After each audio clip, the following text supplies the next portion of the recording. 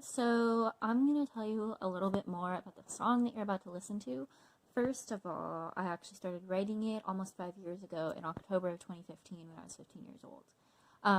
So it was my junior year of high school, and I got the opportunity to go on the school trip up to the Oregon Shakespeare Festival for like 3 days, which is really cool.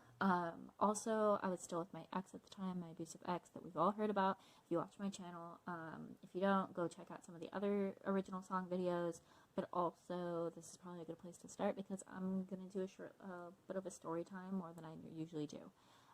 So basically, my ex at the time was living with his friend, and he didn't have a phone, so I would have to text his friend to get him to meet me at the park and hang out with me. So normally, my mom would let us hang out on Tuesdays, but this might have been a Thursday. I'm really unclear on the days here, but basically, I like texted his friend in the morning, like, "Hey, have him meet me after school." He also wasn't in school at this time. This is after the second time he dropped out. Um, and he's like, "Oh, sorry, he went to Oregon." I was like, "When?" And he's like, I forget if he said last night or this morning, but it was just like right then, basically. And I was like, okay. And I was leaving for Oregon for the Shakespeare trip the next day. Um, so he did still have Facebook at the time, so I think I managed to get a hold of him. I'm not exactly sure when, but that's not important.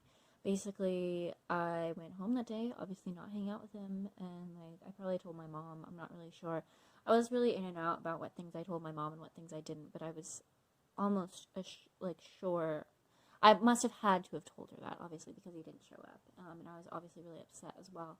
So later in that evening, once I was home, I went to my piano room, which I do with all emotional crises, and I was dicking around a bit, and then I obviously ended up starting to write this song, and I'm really mad at myself because I actually used to have some videos of me in the process of trying to write this.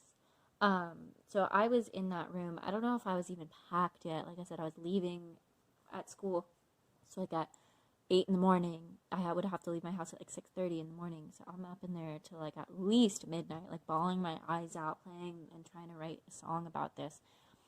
Because he literally left instead of coming to meet me.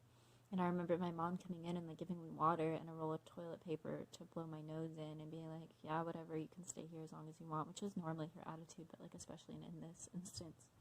And so that's where you get the beginning verse. This is a song to sing when you've got nothing left to bring.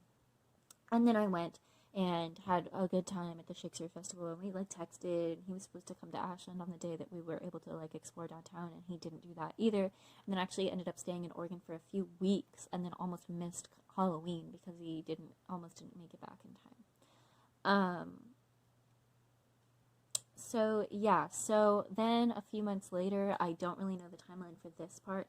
After the initial first bit, I did write a second section of it back then, like a lot closer to the time this is happening. But then about 6 months ago, I decided to try to pick this up, and I was actually able to make some progress. And so I've been working on this song for a lot of months now in my recent adult life. And so it was this like emotional like distress song, and now it still is a lot about emotional distress, but like as a grown up and after getting out of that situation about 3 months after this first original onset started, I now have complex PTSD. I might have had it then from other traumatic life situations, but that's not what this is about.